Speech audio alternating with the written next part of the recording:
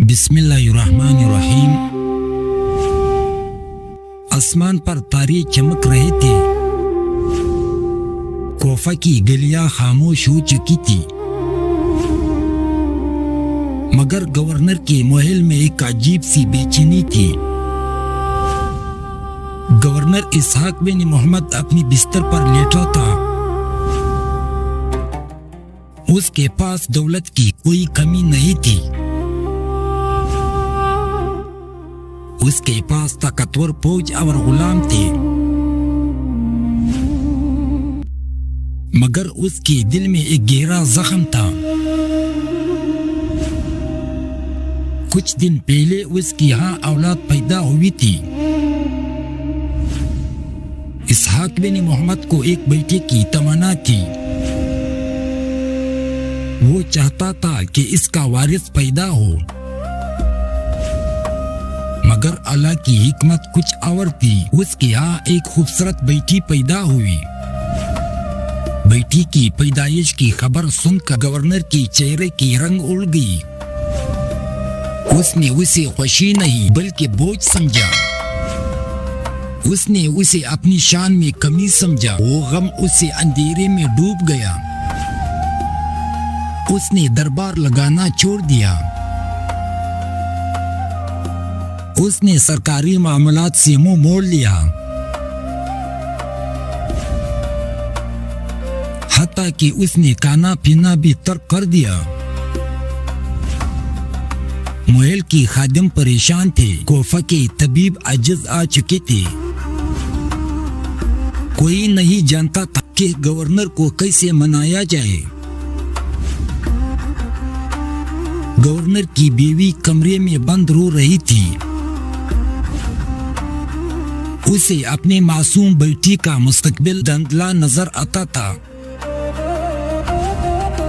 वो मौत को गले लगाने के लिए तैयार था, मगर अपनी बेटी को कबूल करने पर तैयार न था। उसी दौरान कोपा की गलियों में एक दीवाना मस्ती में घूम रहा था। लोग उसे बहलूल दाना के नाम से जानते थे। वो पटे पुराने कपड़ों में मलबूस था, मगर उसके सीने में हिकमत का खजाना था। बहलूल को जब गवर्नर की हाल का पता चला तो इसके लबों पर एक अजीब मुस्कुराहट आई। वो जानता था कि इस बीमार का इलाज क्या है। बहलूल ने अपने आसा को उठाया और महल की तरफ कदम बढ़ा दिया। बहलूल महल की मरकजी दरवाजे पर पहुंचा। पहरेदारों ने नेज़े तान लिए। रुक जा ए दीवाना, ये महल है, कोई वीराना नहीं। बहलूल ने कहके लगाया। महल भी तो एक दिन वीराना बन जाता है।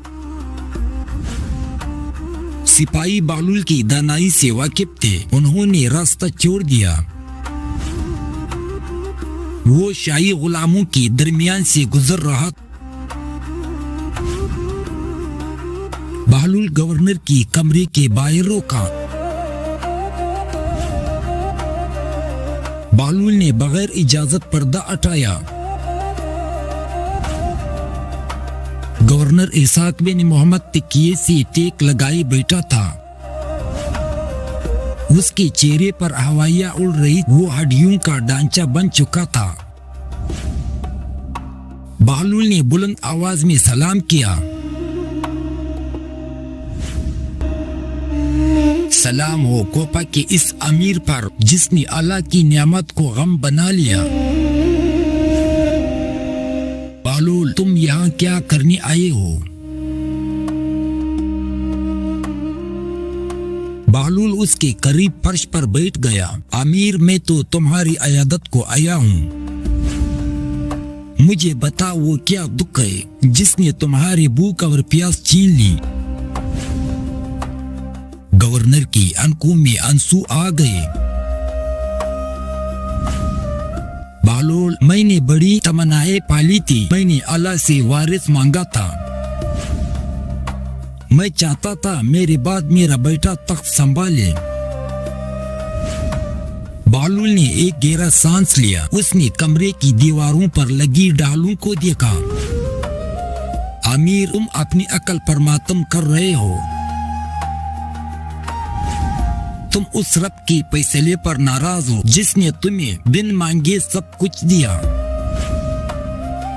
क्या तुम जानते हो अल्लाह किस में खैर रखता है? गवर्नर खामोश रहा, मगर उसके माथे पर पसीना था। बहलूल ने अपना लहजा थोड़ा सख्त किया। ये साख, जरा सोचो, अगर अल्लाह तुम्हें बेटी न देता बल्कि कुछ और देता तो तुम क्या करते? गवर्नर ने हैरत से पूछा, और क्या देता? बहलूल के चेहरे पर एक अजीब चमक आई। अब वो ज़र्ब लगने वाली थी जिसने गवर्नर की सोच को बदलना था। कमरे में सन्नाटा गहरा हो गया था। गवर्नर की नजरें बहलूल के चेहरे पर जमी थी। आमिर, तुमने कहा कि तुम्हें बेटा चाहिए था ताकि वो तुम्हारा नाम रोशन कर सके। गवर्नर ने दुख भरी लहजे में कहा, हाँ बहलूल, बेटा तो घर का चिराग होता है, बेटी तो दूसरों की घर चली जाती है। बहलूल अचानक अपनी जगह से उठ खड़ा हुआ। उसने अपने मेले हाथों की तरफ इशारा किया। फर्ज करो अगर अल्लाह तुम्हें बेटा अता करता, मगर वो बेटा मेरी तरह दीवाना होता, वो गलियों में खाक चांता फिरता, उसके न हाथ सलामत होते न पाऊं, उसकी अकल ठिकाने न होती, वो तुम्हारी महल की बदनामी का बास बनता। गवर्नर का रंग जद पड़ गया। वो तस्वुर ही तस्वुर में एक माजूर बेटे को देखकर कांप उठा। बहलूल का लहजा अब गरजदार हो चुका था। बताओ ए अमीर कोपा, क्या तुम्हें एक ऐसी बेटी पर खुश होती या इस मासूम, खूबसूरत और तंदुरुस्त बेटी पर जिसकी हाथ पांव सही सलामत है? या तुम इस अजीम नियामत की नाशुक्री कर रहे हो? गवर्नर के पास इस सवाल का कोई जवाब न था। वो साकित होकर बहलूल को देख रहा था। बहलूल ने एक कदम और करीब बढ़ाए। तुम वारिस चाहते हो ना? याद रखो, वारिस वो नहीं जो तुम्हारा नाम जिए, वारिस वो है जो तुम्हारी आखिरत संवारे।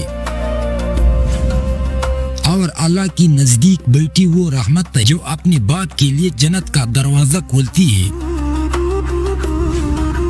गवर्नर का दिल जोर जोर से धड़कने लगा। उसकी बरसों की जालाना सोच टूट रही थी।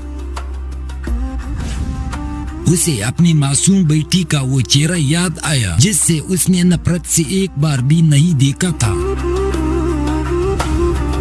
उसे एहसास हुआ कि वो कितना बड़ा गुनाह कर रहा था।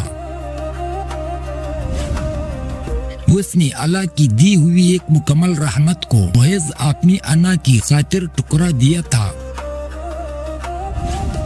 बहलूल की बातें किसी नश्तर की तरह उसकी दिल में उतर रही थी। गवर्नर की आंखें भर आए, मगर इस बार ये आंखें गम से नहीं और शर्मिंदगी से नम थे। गवर्नर इसाक बिन मोहम्मद के माथे पर पसीना था, मगर उसके दिल में ठंडक पड़ चुकी थी। उसकी लबों से भी इख्तियार निकला, हे अल्लाह, मैं कितना नादान था, मैंने तेरी रहमत को बोझ समझ लिया। बहलूल, तुमने मेरी आंखें खोल दी। गवर्नर ने अपने खादमों को पुकारा। उसकी आवाज में अब वो पुरानी तकन नहीं थी, बल्कि एक नई जिंदगी की लहर थी। उसने हुक्म दिया, महल की फिजा एकदम बदल गई। थोड़ी देर में गवर्नर की बीवी कमरे में दाखिल हुई। उसके हाथों में एक मासूम बच्ची थी जो गहरी नींद सो रही थी। पहली बार अपनी बेटी को सीने से लगा लिया। उसकी आंखों से आंसू का सैलाब जारी था, मगर ये आंसू खुशी और शुक्र की थे। उसने अपनी बेटी की माथे पर प्यार दिया और उसका नाम रहमत रखने का ऐलान किया। इसहाक बिन मोहम्मद ने अल्लाह का शुक्र अदा किया। उसने खाना फौरन मंगवाया और पेट भरकर खाया। वो शख्स जो चंद घंटे पहले मौत मांग रहा था, अब अपनी बेटी की मुस्कुराहट पर सब कुछ कुर्बान करने को तैयार था। गवर्नर ने बहलूल की तरफ देखा। गवर्नर ने कहा, बहलूल, तुमने मुझ पर बड़ा एहसान किया, बताओ तुम्हें क्या इनाम दूं? बहलूल ने उसे कुछ नहीं मांगा और अपना असा उठा लिया। अमीर इनाम उसको दिया जाता है जो मोहताज हो।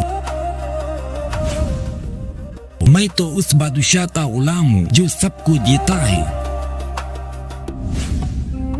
बस एक बात याद रखना, बेटियां अल्लाह की अतिया होती है। उनकी इज्जत करना, उनकी परवरिश करना, ताकि कल कयामत के दिन ये तुम्हारे लिए डाल बन सके। बहलूल ने मुड़कर भी न देखा और महल की दरवाजे से बाहर निकल गया। आज को पक्का महल रोशन था। वहाँ बेटी की पैदाइश का जश्न मनाया जा रहा था कि एक दीवाना ने एक दाना को जिंदगी का सबसे बड़ा सबक सिखा दिया था। नाजरीन, ये था बहलूल दाना का वो ईमान अफरोज वाक़या जिससे हमें ये सबक मिलता है कि अल्लाह की हर तकसीम में खैर है। कभी अपनी सोच को रब के फैसले पर हावी न होने देना। अगर आपको ये वीडियो पसंद आई हो तो इसे लाइक करें और अपने दोस्तों के साथ शेयर करें। चैनल को सब्सक्राइब करना न भूलिए ताकि हम इस्लामी तारीख के ऐसे ही अनमोल मोती आपकी खिदमत में लाते रहें। कमेंट में जरूर बताइए कि आपको अगली वीडियो किस मौजू पर चाहिए। अल्लाह हम सब का हामी व नासिर हो। फी अमानुल्लाह।